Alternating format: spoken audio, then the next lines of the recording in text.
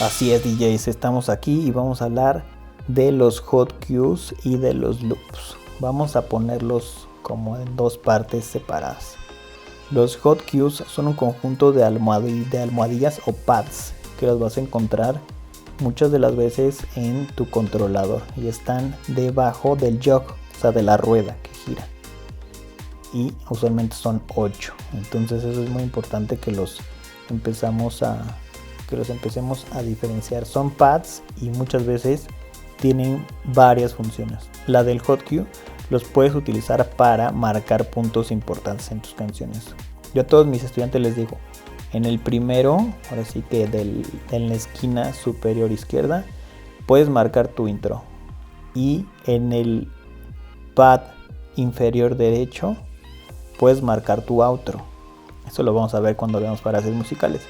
Pero lo que les enseño es que con esto te puedes ayudar para tener control a través de los hot cues, de las memorias de tu canción, a través de estos 8 son paneles, digamos 8 pads. Pero bueno, para empezar, para aprender y activarlos, simplemente hay que presionarlos, y cuando quieras desactivarlos existe un botón que se llama Shift, que lo presionas sin dejarlo de presionar, vuelves a presionar el pad y se elimina. Eso es súper fácil, lo puedes intentar hacer.